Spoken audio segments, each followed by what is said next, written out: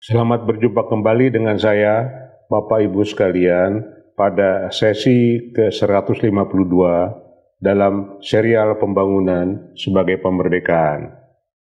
Bapak Ibu sekalian, pada sesi ini saya akan melanjutkan suatu pembahasan mengenai mengapa kita menghadapi kelangkaan pupuk, yang juga saya berlandaskan pandangan ini atas pandangan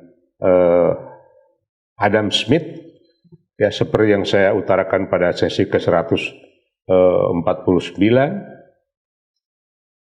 Dan sekarang saya akan mencoba menyampaikan pandangan-pandangan berkaitan dengan apa saja atau mengapa, ya, inovasi di bidang perpupukan ini berjalan sangat lambat. Sebelum masuk ke situ, saya akan coba membuat ukuran yang bisa kita gunakan, ya, untuk menjelaskan mengapa inovasi di bidang perpupukan ini masuk kategori lambat. Misalnya, pupuk NPK 15-15-15, formulasi kimianya itu sudah dibuat sejak tahun 2000. Artinya sudah 20 tahun kurang lebih NPK kita gunakan dengan formula yang sama. Artinya tidak ada inovasi dalam formula pupuk ini untuk selama 20 tahun, lebih dari 20 tahun.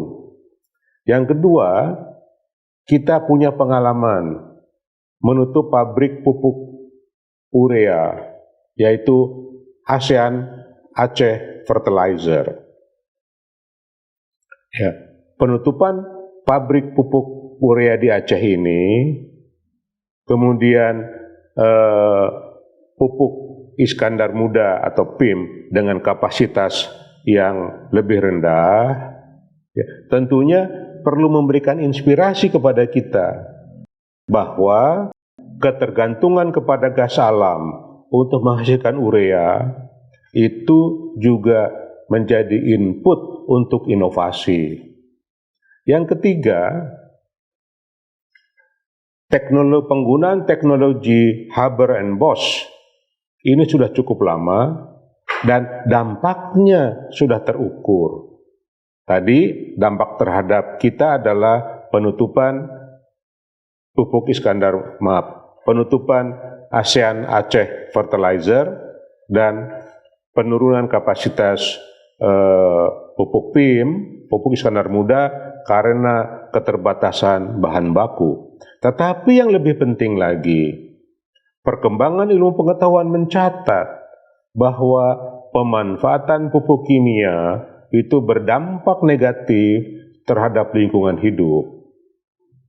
Misalnya, reaktif nitrogen menyebabkan eutrophication, menyebabkan emisi ke atmosfer berkaitan dengan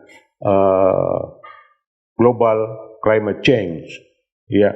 Kemudian P dan K berkaitan dengan kontaminasi logam berat dalam tanah yang nanti akan masuk ke dalam tanaman, yang akan masuk ke dalam food system.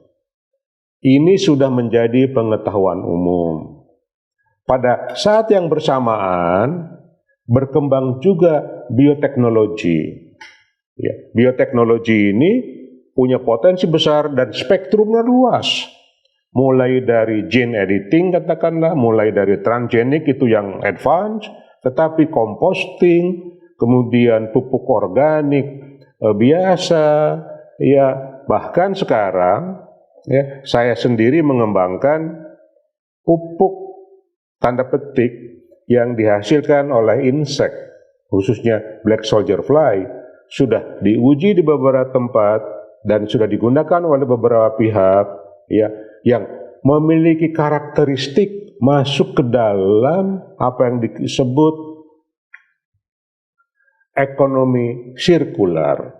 Kita manfaatkan semua bahan organik termasuk sampah organik yang mudah busuk, yang mana ini akan mengganggu lingkungan kita di tropika, mengingat sifat tropika panas, lembab, dan basah, ya, maka terjadilah penyebaran patogen ataupun lindi, ya.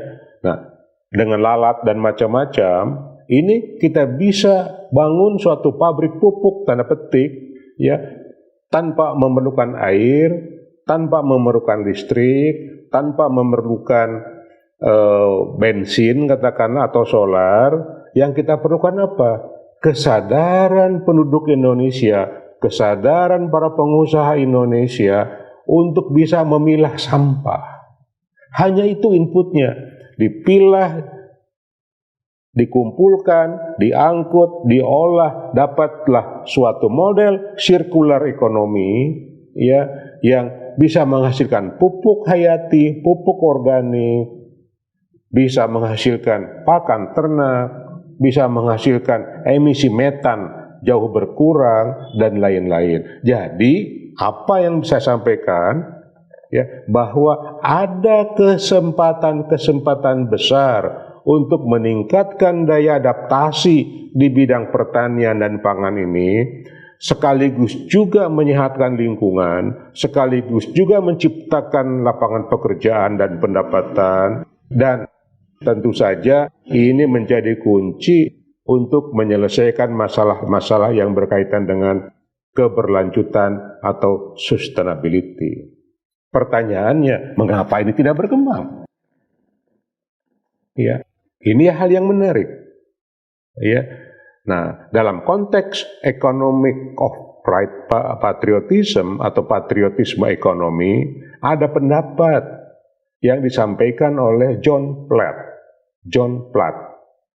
Ya, ini paper lama ini, tahun 73, dipublish dalam American Psychology, ya, judulnya Social Trap.